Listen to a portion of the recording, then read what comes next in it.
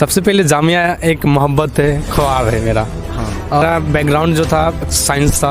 मेरे सभी दोस्तों ने साइंस लिया तो मैंने भी साइंस को सिलेक्ट किया, क्योंकि सब दोस्त मेरे आईआईटी की तरफ जा रहे थे, आईआईटी एनआईटी की तरफ। मैंने भी सोचा कि मुझे भी जाना चाहिए, उस यूपीएससी करना चाहता हूँ, एक अच्छे जिम्मेदार बनना चाहता हूँ एज ए लाइक ऑफिसर। मैंने सीयूटी भी दिया था, वहाँ भी मेरा हुआ, अलीगढ़ में भी हुआ और जामिया में भी हो गया।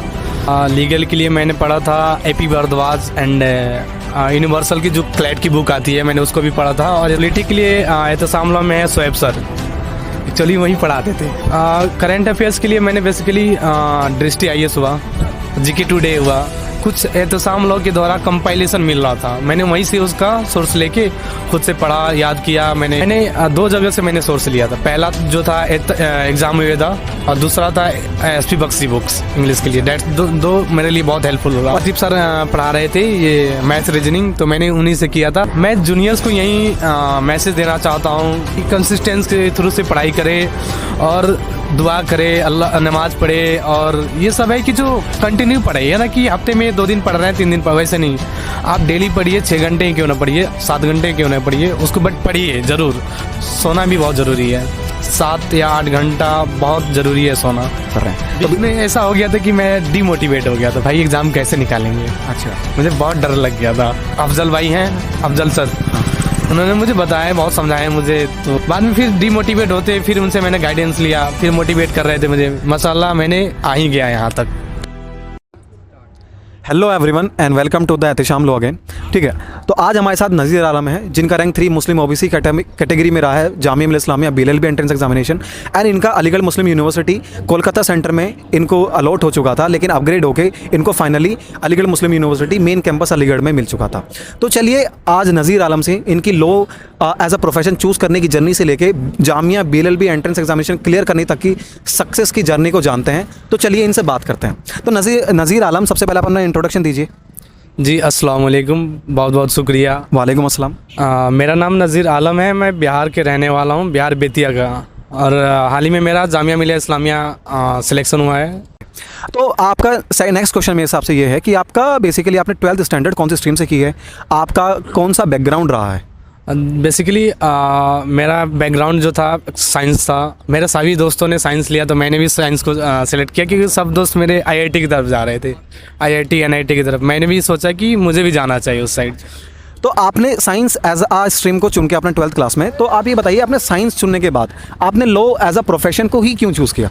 एक्चुअली बाद में चल के ये मेरा ड्रीम बन गया। अच्छा, तो कैसे ड्रीम बना आपका? आप लाइक लॉ करने के बाद आप क्या करना चाहते हैं लाइफ में? मैं भी यूपीएससी करना चाहता हूँ, एक अच्छे जिम्मेदार बनना चाहता हूँ एज ए लाइक ऑफिसर्स। तो अब लॉ आपने इसलिए चूज़ किया कि आपका एडमिनिस्ट्रेशन में and even in the police service में लॉ की काफ़ी अच्छी एप्लीकेशन के लिए ज़रूरत पड़ती है, तो आपने लॉ को एज अ प्रोफेशन इसलिए चूज़ किया। तो मैं अब जानना चाहता हूँ, आपने क्या जामिया को ही लॉ के लिए चूज़ किया? हाँ, एक्चुअली मैंने सीयूटी भी दिया था, वहाँ भी मेरा हुआ, अलीगढ़ में भी हुआ और जामिया में भी हो गया। तो बेसिकली मैंने क्लैट दिया नहीं था, डायरेक्टली जामिया और अलीगढ़ सीयूटी में मैंने क्वालिफाइड कर लिया इसको। तो मोस्टली लाइक जो भी हमारे रिनाउंड एग्जामिनेशन है रिलेटेड टू द लॉ, आपने सारे एग्जामिनेशन दिए हैं, ठीक है, सीयूटी, जामिया, एएमयू, एंड अल्हम्दुलिल्लाह आपका सिलेक्शन भी हुआ है जामिया में, एएमयू में आपका मेन कैंपस हुआ, सीयूटी में आप जो रैंक बता रहे हैं अपनी।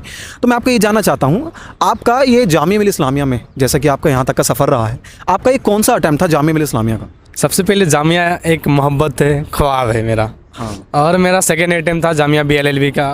पिछले साल मैंने दिया था, बट तैयारी नहीं था, प्रिपरेशन नहीं था। सेल्फ आदमी कर नहीं सकता है, क्योंकि बिना guidance, without mentor we can't crack any examination, you know very well. हाँ, ये आप बिल्कुल सही कह रहे हैं। विदाउट एनी गाइडेंस और without any direction you can not clear any examination. But basically मैं ये जानना चाहता हूँ, आपके ऐसे क्या क्या फैक्टर्स रहे जो कि फर्स्ट अटैम्प्ट में आप एबल नहीं थे क्लियर करने के लिए एग्जामिनेशन, और आपने सेकंड अटैम्प्ट में, आपने मुझको बताया था जब मैंने पर्सनली आपसे बात की थी, तो आपने 3-4 महीने की पढ़ाई करके आपने एग्जामिनेशन निकाला। तो क्या फैक्टर्स रहे फर्स्ट और सेकंड अटैम्प्ट में जो डिफरेंशिएट करते हैं आपकी सक्सेस को? पहले बार की मैंने जब पहला बार दिया था एग्ज़ाम, तो उस टाइम टाइम नहीं थी मेरे पास, क्योंकि बोर्ड भी था और यहाँ भी देना था, तो टाइम नहीं मिला। दूसरी बार में मैंने एहतसाम लॉ ज्वाइन किया, मैंने देखा कोचिंग कौन सी बेस्ट है जामिया बीएलएलबी के लिए, तो मैंने देखा सीनियर्स भी बताया कि एहतसाम लॉ बेहतर है, तो मैंने एहतसाम लॉ को चूज़ किया। ठीक है। तो बेसिकली एहतिशाम लॉ के बारे में आपको मैं सभी को बता दूं, जैसे आप सभी जानते हैं एहतिशाम लॉ एक हमारी कोचिंग है जो कि हर ईयर आपका एंट्रेंस एग्जामिनेशन को कंडक्ट कराती है ताकि आप एडमिशन ले सके कोचिंग में और आपने JMI AMU BLLB के लिए तैयारी कर सके। तो दिसंबर में हमारे एप्लीकेशन फॉर्म निकलते हैं और अभी इस ईयर के लिए हमारे एप्लीकेशन फॉर्म निकले हुए हैं, तो जाके हमारी वेबसाइट को विजिट कीजिए। तो आप, मेरा नेक्स्ट क्वेश्चन आपसे ये है कि आपने एहतिशाम लॉ में ऐसे क्या यूनिकनेस देखी और ऐसी उसने क्या रोल प्ले किया आपकी प्रिपरेशन में कि आपने एग्जामिनेशन 3-4 महीने की तैयारी में क्रैक कर लिया? मैंने एक चीज़ देखा, यहाँ हर पॉइंट पे मेंटर्स हैं, क्विज़ के लिए अलग है, हर चीज़ का क्लास के लिए अलग है, गाइडेंस के लिए अलग है, मटेरियल्स के लिए अलग अलग है। तो मैंने अच्छा मुझे मिल गया इन्वायरमेंट, तो मैंने इजीली अल्हम्दुलिल्लाह मैंने क्रैक कर लिया उसको। चलिए, सबसे बड़ा क्वेश्चन हमारे एस्पिरेंट्स का ये रहता है regarding like what are the sources जो आपको रेफ़र करने चाहिए स्पेसिफिकली हर एक सब्जेक्ट के लिए। तो मैं आपसे ये जानना चाहता हूँ, आपके हर एक सब्जेक्ट के लिए आपने क्या क्या सोर्सेज को रेफ़र किया, बेसिकली आपकी स्ट्रेटजीज़ क्या रही एज़ पर द सिलेबस और as per the requirement of the Jamia Millia Islamia. आपने सब्जेक्ट वाइज कैसे कैसे अपने सोर्सेज को स्टिक किए और चूज़ किया? आप तो पहला सब्जेक्ट की अगर मैं बात करूं तो लीगल, रीजनिंग एंड एप्टीट्यूड के लिए आपने क्या क्या पढ़ा? लीगल के लिए मैंने पढ़ा था AP भारद्वाज एंड यूनिवर्सल की जो क्लैट की बुक आती है, मैंने उसको भी पढ़ा था, और एहतसाम लॉ से कुछ मटेरियल्स मिले थे उसको मैंने पढ़ा। अच्छा, बाकी आपने लेक्चर्स वगैरह, जैसे कहीं ना कहीं स्टूडेंट होते हैं थ्योरेटिकली नहीं पढ़ पाते हैं लेकिन लेक्चर्स देखने होते हैं, तो आपने लेक्चर्स कहाँ से लिए थे? हाँ, मैंने एहतसाम लॉ से ही देखा था। लेक्चर के लिए एक एहतसाम लॉ था और मैंने जो बुक बताया वही मैंने प्रेफर किया था। सेकंड सब्जेक्ट की अगर हम बात करें, जैसे GS है, उसमें हिस्ट्री आता है, ज्योग्राफी आता है, पॉलिटी आता है, इकॉनमी आता है, इवन पॉलिटी का सबसे ज़्यादा वेटेज होता है। तो अगर मैं आपसे पूछूं आपने GS के लिए प्रिपरेशन कहाँ से की, क्या सोर्स यूज़ किया, पॉलिटी के लिए कहाँ से प्रिपरेशन की और क्या क्या सोर्सेज आपने रेफर किए इन सारे सब्जेक्ट्स के लिए? पॉलिटी के लिए एहतसाम लॉ में है शोएब सर, एक्चुअली वहीं पढ़ाते थे। अच्छा, और बाकी आपका GS का GK GS जो था मैंने लूसेंट किया था और कुछ मटेरियल्स मिले थे बाय द एहतसाम लॉ, मैंने वहीं से किया था। अच्छा, तो थर्ड सब्जेक्ट मेरा आपसे है, सबसे ज़्यादा वास्ट जो सब्जेक्ट माना जाता है, बेसिकली उसमें GS को भी अलाइन कर देते हैं जामिया कई बार। तो मेरा नेक्स्ट सब्जेक्ट आपसे ये है कि आपने करंट अफेयर जो कि एक सबसे बड़ा वास्ट सब्जेक्ट माना जाता है, ठीक है, एस्पिरेंट्स कई बार जामिया उसको अलाइन कर देता है GS सब्जेक्ट से। तो मैं जानना चाहता हूँ ऐसे वास्ट सब्जेक्ट को आपने कैसे प्रिपेयर किया और कौन कौन से सोर्सेज है जो आप स्टिक किए करंट अफेयर जैसे पार्ट के लिए? करंट अफेयर्स के लिए मैंने बेसिकली दृष्टि IAS हुआ, GK टुडे हुआ, कुछ एहतसाम लॉ के द्वारा कंपाइलेशन मिल रहा था, मैंने वहीं से उसका सोर्स लेके खुद से पढ़ा, याद किया मैंने। That's it. फोर्थ सब्जेक्ट मेरा है आपसे इंग्लिश के बारे में, कि इंग्लिश कई बार ऐसी जो होती है कि जामिया कई बार ग्रामेटिकल चीज़ें ज़्यादा नहीं पूछता है, ग्रामर ज़्यादा नहीं पूछता है।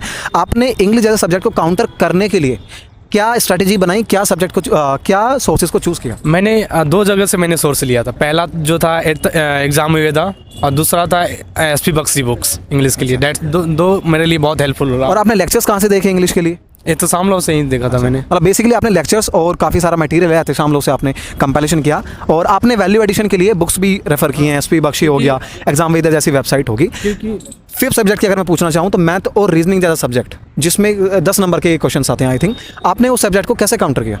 दीप सर पढ़ा रहे थे ये मैथ रीजनिंग, तो मैंने उन्हीं से किया था और उनके लेक्चर के बाद मैंने कुछ बुक्स जो मेरे पास थे तो मैंने वहाँ से प्रैक्टिस किया था।